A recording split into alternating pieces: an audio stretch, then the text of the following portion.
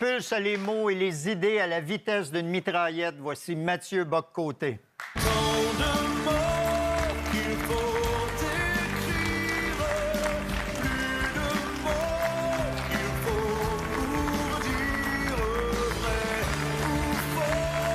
Bonsoir Mathieu, bienvenue à Tout le monde en parle. Merci. Vous êtes sociologue et chroniqueur, vous intervenez dans divers médias ici au Québec et en France. Je vous lance un défi.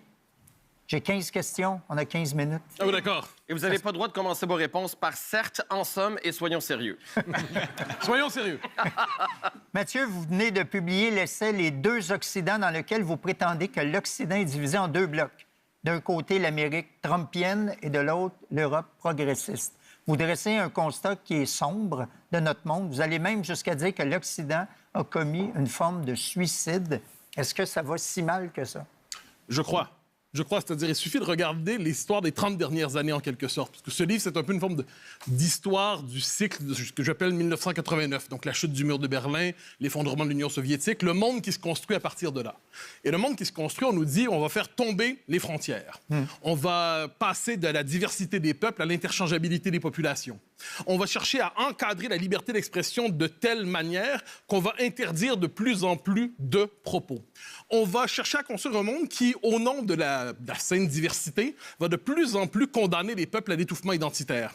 Mais ce monde, aujourd'hui, fait faillite, on le voit. Et ce que je cherche à raconter, c'est de quelle manière, comme il y a eu au 20e siècle deux Allemagnes, il y a aujourd'hui deux Occidents, c'est-à-dire des deux côtés de l'Atlantique, deux conceptions très différentes de la démocratie, de la liberté d'expression, de ce que veut dire être occidental aujourd'hui. Vous soutenez que Donald Trump a fédéré les Américains en colère contre la mondialisation économique, l'immigration et les élites bien pensantes.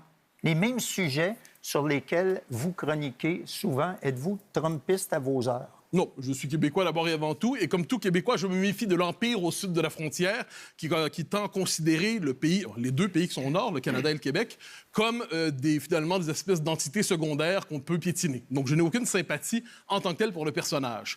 Ensuite, je pense qu'on doit comprendre ce qui s'est joué là.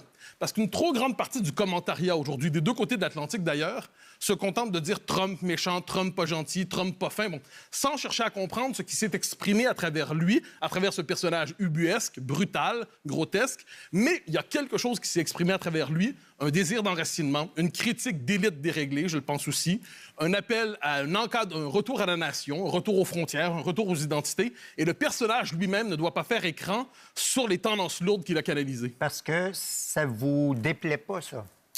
Ben, le retour aux identités nationales, ça ne me déplaît pas. J'espère que non. Le retour à une certaine maîtrise des frontières, je pense, c'est une bonne chose. Le fait de déconstruire le politiquement correct, qui fait en sorte que pendant quelques années, quand même, ça a duré un bon moment. Si vous affirmiez, par exemple, que jamais un homme ne pourra accoucher, eh bien, vous étiez transphobe. Ben, le simple fait d'aujourd'hui remettre en question cette espèce de discours obligatoire politiquement correct, je pense que c'est une bonne chose de le déconstruire. Ensuite, je suis très heureux de voir qu'au Québec, on puisse le faire d'autres manières. OK. On continue. Vous comparez l'Union européenne à l'Union soviétique.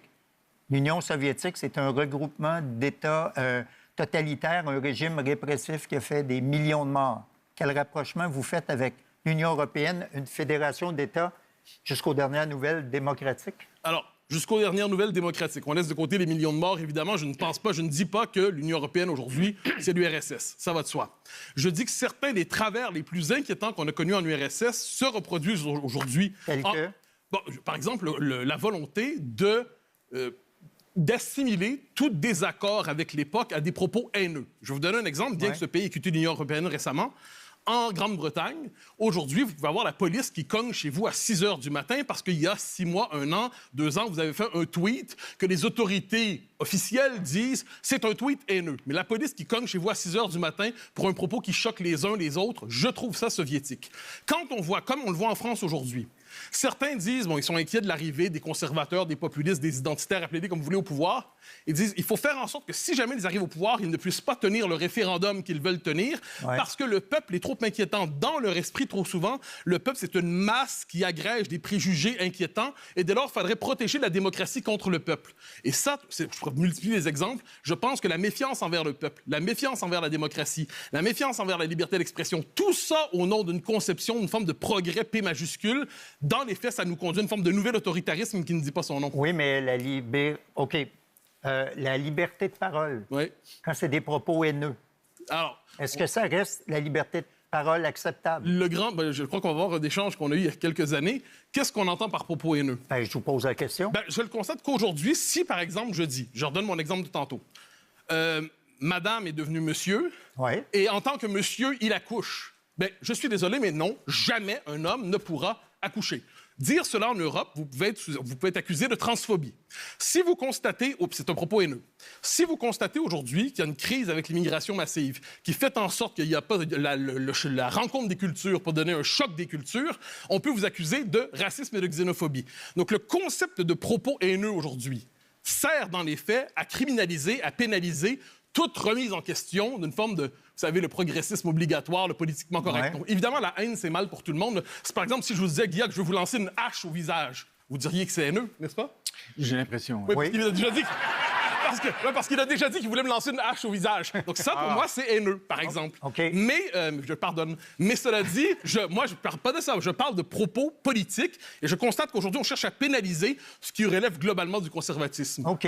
Parlons d'immigration. Vous dites que l'immigration menace notre civilisation. Vous cherchez dans votre livre à légitimer la théorie du grand remplacement. Ah bon? Il veut que des élites s'organisent une espèce de mise en minorité des Français dits de souche par des immigrés venus de l'extérieur de l'Europe. Dans votre livre, vous dites ça vaut la peine de réfléchir là-dessus.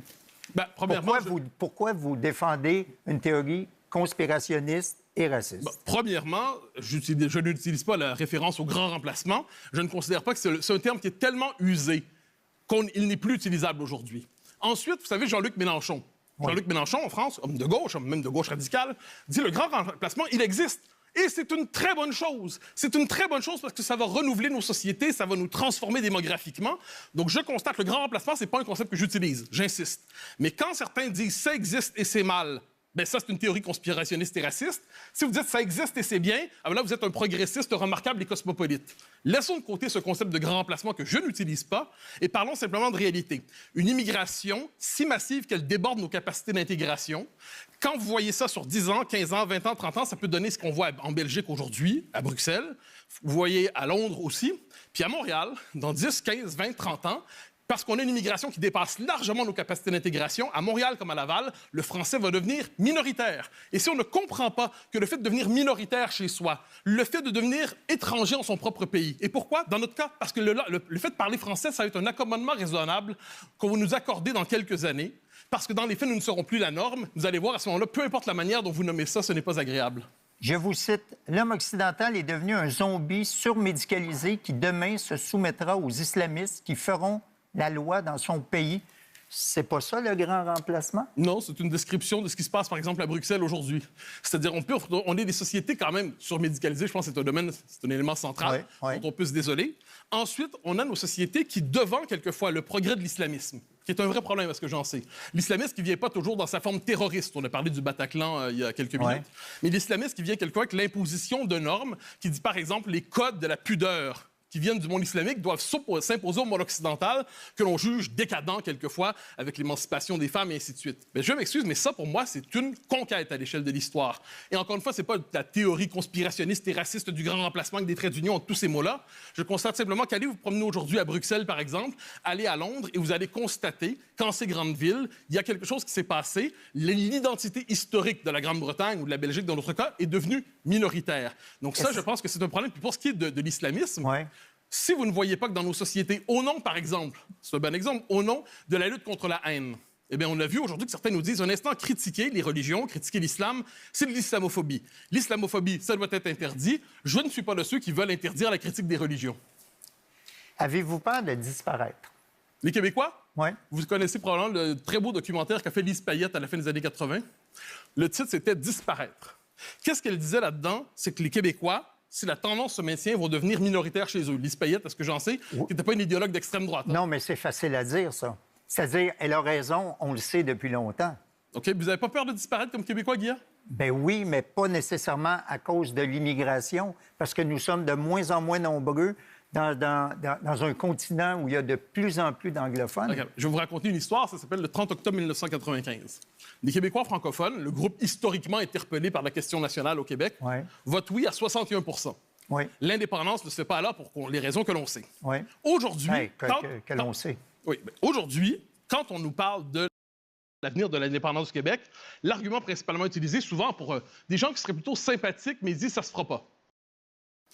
J'y serais favorable, mais vu le changement démographique au Québec, ce n'est plus possible. Vu et sachant que l'immigration massive est le principal élément d'explication de l'anglicisation de Montréal, de Laval et ainsi de suite, donc je ne dis pas l'immigration, c'est le seul facteur. Je dis que l'immigration massive aujourd'hui, au Québec, s'anglicise. Mais c'est normal, c'est normal. Les populations qui viennent d'ailleurs arrivent d'abord en Amérique du Nord. Dans leur tête, le Canada est une forme d'État américain. Ils arrivent au Canada. Au Canada, il y a 2 langues officielles et Ottawa nous explique qu'au Québec, le français est optionnel. Et quand vous fonctionnez à Montréal, à Laval, dans 15 ans sur les 2-4-5-0, le français deviendra optionnel. Voulez-vous me dire, dans ce contexte-là, comment on peut réussir l'intégration? Donc, pour vous, il y a le nous et eux? Ben, est-ce que pour vous, les Américains, c'est des eux? Est-ce que quoi? Est-ce que vous allez les États-Unis? Pour vous, c'est eux? Ben oui. Ben, oui. Donc, il y a toujours un eux quelque part. Oui. Il y a au Québec un nous, qui est une majorité historique francophone, à laquelle se sont agrégés des gens qui viennent d'ailleurs. Oui, mais du c'est Chili, correct. bien sûr, du Chili, de la Kabylie, Ouais. de partout. Ensuite, le fait est que cette majorité n'a pas une capacité d'intégration infinie. Et le jour où, au Québec, ça va être majoritairement anglophone plutôt que francophone, et ça, si je peux me permettre, c'est pas dans le 5e millénaire, là. C'est plutôt bientôt. Ouais. Mais à ce moment-là, le Québec ne sera plus le Québec. Je ne me résous pas à l'idée de devoir vivre en étranger dans mon propre pays. Donc, nous allons nous faire louisianiser? Pour reprendre la formule de François Legault, qui est une formule assez populaire dans les années 70. Vous savez, la louisianisation, l'acadianisation, on disait ça dans les années 70-80. Aujourd'hui, je pense qu'on a il y a une tendance qui nous pousse vers là, sauf si on a un sursaut. Et le sursaut, d'un point de vue québécois, ailleurs c'est autre chose, mais c'est l'indépendance du Québec. C'est-à-dire, si le Québec, dans les prochaines années, ne se réveille pas et ne fait pas le choix de l'indépendance du Québec, nous allons devenir d'abord un gros Nouveau-Brunswick, et peu à peu, on va avoir la chanson Mommy Daddy que vous connaissez, la chanson Mommy Daddy qui est bouleversante. J'ai l'impression que c'est notre avenir si on ne se reprend pas en main. C'est ça qu'il y a beaucoup de gens qui ne sont pas intéressés à la souveraineté propulsée par l'identitaire comme vous le proposez, vous. Proposé par un repli sur soi qui était très différent du projet de René Lévesque. René Lévesque, vous connaissez sa formule dans un discours très important. Il dit qu'il y a 2 ministères de l'immigration au Canada. Un à Ottawa pour nous noyer et un à Québec pour enregistrer la noyade. Est-ce que René Lévesque était identitaire, selon vous? Oui, sauf que quand tu viens dans un pays, je prends l'exemple des Américains. Ça, je veux savoir s'il était identitaire ou non, René Lévesque. Quand il dit ça vous choque? Non. Bon, alors moi, je dis la même chose, donc je vous choque pas. Oui, mais c'est que vous le dites 30 ans, 40 ans après lui. Vous pensez que ça va mieux aujourd'hui, vraiment, à ce point-là? Non, c'est que la démographie au Québec a changé. Oui. Alors, les gens qui habitent ici, qui sont des Québécois, de souche ou non, Oui. qui vivent ici, qui payent leurs impôts ici, qui travaillent ici, Oui. ils représentent ce nouveau Québec ou ce nouveau Canada. Ce ne sont pas les eux qui sont ici maintenant. Et d'ailleurs, qui me Ce ne sont suit, pas les on en a... Américains. Non, Vous mais faites la instant. comparaison avec les Américains. Non, mais ce que je veux dire, c'est que l'idée qu'il y a un nous et un eux, ça structure l'histoire. Il y a toujours un nous et un eux quelque part. Par exemple, moi, mon eux, c'est le Canada anglais. C'est peut-être même le cas pour vous. Le Canada anglais, on a la même citoyenneté, on a le même papier, le même passeport, mais pour moi, le Canada anglais, c'est un eux respectable. Tout comme l'Espagne, c'est un eux respectable. Les États-Unis, c'est un eux respectable. Faites la liste. Mais le fait est que le cœur du nous québécois, la raison pour laquelle le Québec n'est pas une province canadienne comme les autres, c'est qu'il y a ici un fait francophone inscrit dans 4 siècles d'histoire. Si vous balayez ça, si les Québécois francophones ne deviennent qu'une communauté parmi d'autres dans le Québec pluriel trudeauisé, mais je vous rassure, vous n'existerez. Une émission comme celle-là ne sera plus possible dans 15 ans parce qu'elle n'aura plus de public. Mais qui a parlé de balayer ça? Qui veut balayer ça? Vous êtes au courant qu'il y a un gouvernement à Ottawa, un régime fédéral, qui considère globalement que la différence québécoise est une forme de différence résiduelle embêtante. Oui, Je ne me trompe pas. Mais on n'est pas obligé d'accepter cet énoncé. Mathieu, Non, mais je constate, parce que je ne l'accepte pas, je suis indépendantiste. Parce que je suis indépendantiste, je cherche à faire en sorte qu'on réussisse à construire autour de 2027, 28, 29, le prochain camp du oui, qui sera capable de rassembler les gens. Vous savez, en 95, il y avait dans le camp du oui Françoise David et Éric Duhem. Le prochain camp du oui, il va falloir que Mme Gazal s'en vienne, je crois, Ruba Gazal, et, si possible, Éric Duhem, et Maxime Bernier, et Guy Lepage, et Jeff Fillion. Tous ces gens-là ont vocation à se rassembler dans le camp du oui. Si on n'est pas capable... Un pays qui veut faire son indépendance, ça rassemble des gens qui pensent rien en commun, sauf sur un point central, mettre chez nous. Mathieu? Je ne pense pas que ce soit une si mauvaise idée. Mais s'il y a nous et il y a eux, il n'y en aura pas d'indépendance parce qu'il faut la faire avec eux. Bien sûr, non, mais Ben oui. je tends la main. Vous connaissez la eux et belle nous. formule de Parizeau, hein? C'est-à-dire que le dernier entré laisse la porte ouverte, s'il vous plaît. Ça, j'y crois fondamentalement. Mathieu, Ensuite, je constate une chose, si vous me permettez, Ouais. que dans ce nous, à un moment donné, il faut vouloir le rejoindre. Et le point de départ, c'est la langue française. Est-ce que vous constatez, comme moi, qu'aujourd'hui, la capacité d'attraction du français est moins grande au Québec qu'elle l'était autrefois? Je considère que nous avons fait une mauvaise job pour convaincre les nouveaux arrivants de parler Ah, français. ben ça, je connais ça par... Vous savez, aux États-Unis, on n'a pas à convaincre les gens d'apprendre l'anglais. Puis en Italie, on n'a pas à convaincre les gens de parler italien. Ça s'impose de soi. Puis à Ottawa, cela dit, ils C'est convainquent... pas vrai, aux États-Unis, il y a plein de gens qui parlent espagnol et qui ne parlent pas anglais. Bien sûr, mais ensuite... il y a Et une qui ne partie- parlent qu'espagnol. hein. Mais si vous voulez avoir... Ça, si je peux me permettre, ça fait partie des raisons pour lesquelles il y a une crise identitaire aux États-Unis aussi. Mais globalement, si vous voulez progresser dans la société aux États-Unis, l'anglais est nécessaire. Michael Rousseau, le patron d'Air Canada, rappelez-vous, a dit qu'une des plus grandes qualités de Montréal, c'est que c'était pas nécessaire de parler français pour s'y épanouir et y réussir. Je constate qu'il avait raison factuellement et moralement, ça me bousille le cœur. Mathieu, Aussi. l'écrivaine Kim Thuy, qui est arrivée au Canada avec sa famille en tant que réfugiée, a déploré le discours sur l'immigration qui a changé au Québec, selon elle. Manon. Et quand on nous dit, oui, vous avez peur des immigrants, puis on vous le répète tout le temps, puis c'est eux les problèmes, ou c'est eux la cause de tous vos problèmes, bien, on finit par le croire. Dans votre chronique du Journal de Montréal, vous lui avez répondu que le Québec ne méritait pas son petit crachat. Oui. Kim Thuy, c'est une immigrante qui est bien implantée dans son pays d'adoption depuis des décennies. Est-ce qu'elle a le droit d'être critique envers son pays? Mais bien sûr, il n'y a pas de doute là-dessus. Ce qui m'avait désolé dans cette critique, dans cette intervention, pardonnez-moi, c'est qu'elle avait dit « Je pense m'exiler ailleurs dans une terre plus hospitalière ». Et là, j'ai juste fait le tour. J'ai dit « Bon, on va regarder ». Aux États-Unis avec Trump, probablement pas.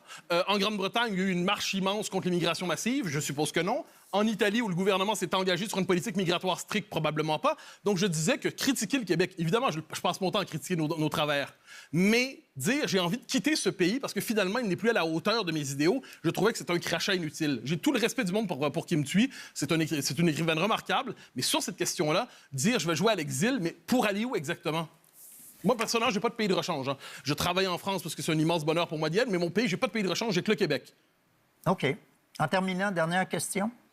On écoute parler Paul Saint-Pierre Plamondon de ce temps-ci. Son discours, mon Dieu, s'est rapproché un peu du vôtre. Est-ce que vous entretenez des liens avec le Parti québécois? Est-ce que vous le conseillez? Non. Ça, je me suis toujours interdit de conseiller les hommes politiques pour une raison simple. Soit on est éditorialiste, soit on est conseiller. Donc, je ne mélange pas les rôles. Ensuite, Paul Saint-Pierre Plamondon, qui n'a pas besoin de moi pour réfléchir, soit dit en passant, je pense que c'est le chef le plus impressionnant que le Parti québécois a eu depuis Jacques Parizeau. On peut lui reprocher bien des choses, mais il est d'une qualité intellectuelle tout à fait remarquable. J'ai des désaccords à la tonne avec lui, mais c'est la première fois depuis un bon moment qu'on a un leader indépendantiste qui dit on fixe une orientation, une direction, on rassemble des gens de différentes tendances, on se donne un objectif, on ne s'excuse pas d'être indépendantiste, on ne s'excuse pas d'être nationaliste, donc il n'a nul besoin de se faire conseiller par moi ou par d'autres, je pense, et ce qu'il dit aujourd'hui, je pense que ça peut nous conduire à la victoire avant 2030. Est-ce que vous restez avec nous? Avec plaisir.